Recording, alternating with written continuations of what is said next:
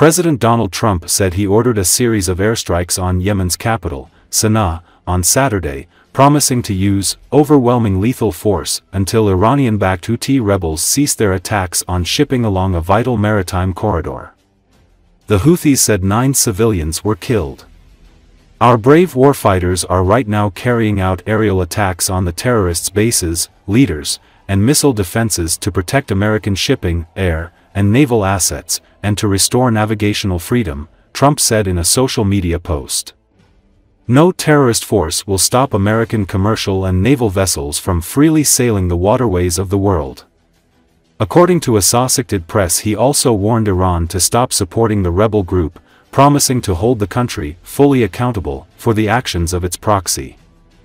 It comes 2 weeks after the U.S. leader sent a letter to Iranian leaders offering a path to restarting bilateral talks between the countries on Iran's advancing nuclear weapons program that Trump has said he will not allow to become operational. The Houthis reported a series of explosions in their territory Saturday evening. Images circulating online showed plumes of black smoke over the area of the Sanaa airport complex, which includes a sprawling military facility. At least 9 people were killed, said Anis al-Asbahi, spokesman for the Houthi Health Ministry. In a statement on social media, he said another 9 were wounded. Nasruddin Amir, deputy head of the Houthi media office, said the airstrikes won't deter them and they would retaliate against the U.S. Sanaa will remain Gaza's shield and support and will not abandon it no matter the challenges, he added on social media. The airstrikes come a few days after the Houthis said they would resume attacks on Israeli vessels sailing in waters off Yemen in response to Israel's blockade on Gaza. There have been no Houthi attacks reported since then.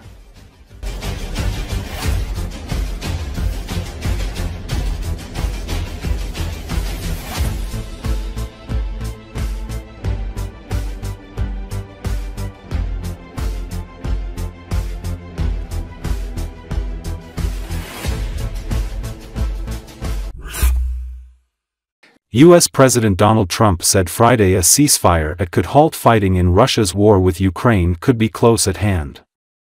According to Assosicted Press, in a speech at the Department of Justice, Trump said negotiations were ongoing and praised his relationship with Russian President Vladimir Putin. Trump even said Putin has respect for this country.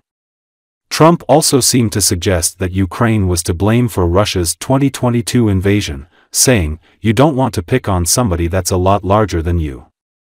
Trump also previously blamed Ukraine for the fighting, only to concede that Russia invaded after those comments sparked an uproar. I think we're doing well, as you have been hearing about Ukraine. I think we're doing now well with Russia. We're speaking with President Putin. We want to get the war over. Not only have we spent maybe $350 billion to Europe's, think of that, $350 billion to $100 billion, and yet we're across the ocean far away, so it shouldn't have been that way, but Biden let that happen too. And we're getting a deal where we're going to get that back, but much more importantly are the lives that we're talking about. On average, 2,000 young people are being killed every single day. Now, they're not from here. They're from nowhere close to here, but they're young people. They're human beings, and they have parents. They have sisters and brothers, the mothers and fathers, the friends and the families and the towns where they grew up. And they're losing, on average, 2,000, even 2,500 a week. And I want to get it stopped. And we've had some very good calls today with Russia. And with Ukraine, they've agreed for a ceasefire if we can get it with Russia. And it's not easy.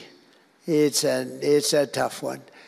But I think we're doing it. And as the Secretary General said yesterday of NATO, a terrific guy, he said without Trump, we wouldn't be talking about it. It would just go on for years and millions more people, millions of people have been killed, but millions more people would be killed.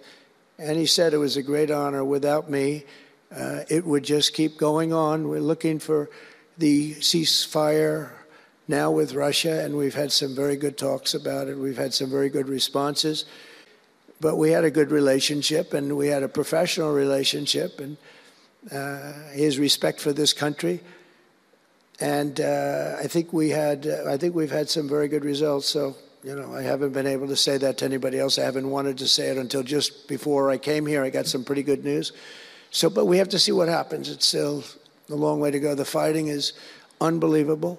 Russia has a large group of Ukrainian soldiers, as we speak, surrounded and in grave danger. They've been able to surround them. They're in grave danger. Biden should have never let this war happen. First of all, you don't want to pick on somebody that's a lot larger than you, even with the money. There's a lot of money that we gave them and a lot of equipment. We make the best military equipment in the world, but even with all of that, it's unbelievable. Right now, you have a lot of Ukrainian soldiers that are encircled and in grave danger, and I've asked them not to kill those soldiers, please, not to kill those soldiers. We don't want them killed. It's such a shame to see what's happened. A thing like that would have never happened. Inflation would have never happened. October 7th would have never happened. Verbally in those moments, both nominees reacted with their faces to what they were hearing. Trump showed a wide, tight-lipped smile as Harris lobbed digs at him. Within 24 hours. She's a Marxist. Everybody knows she's a Marxist. Her father's a Marxist professor in economics. According to Associated Press, Trump was asked about the vow he repeatedly made on the campaign trail during an interview for the Full Measure television program, as his administration is still trying to broker a solution 54 days into his second term. "Well, I was being a little bit sarcastic when I said that," Trump said in a clip released ahead of the episode airing Sunday. "What I really mean is I'd like to get it settled and, I think I'll be successful." It was a rare admission from Trump, who has a long record of making exaggerated claims. Trump said at a CNN town hall in May 2023, "They're dying, Russians and Ukrainians. I want them to stop dying. And I'll have that done." Donald Trump and Kamala Harris have faced each other on the debate stage for the first and possibly the last time. During their debate in Philadelphia on Tuesday about why they should choose them over their opponent for the presidency. As part of the rules for the debate, each nominee's microphone was muted while their opponent answered questions from them non-verbally in those moments. Both nominees reacted with their faces to what they were hearing. Trump showed a wide, tight-lipped smile as Harris lobbed digs at him. Was in Moscow she's a Marxist. This week for Everybody talks knows on she's a a U.S. Marxist. proposed ceasefire, Her father's a Marxist professor in economics. In the interview, Trump was also asked what the plan would be if Putin does not agree to a ceasefire to the war he started 3 years ago. And he taught her well, for this world, but when you look at what she's done to our country in Springfield, but they're eating the dogs, the people that came in, they're eating the cats, they're eating, I think I know him pretty well, they're eating and I think the he's going to pets agree. of the people that live there. And this is what's happening in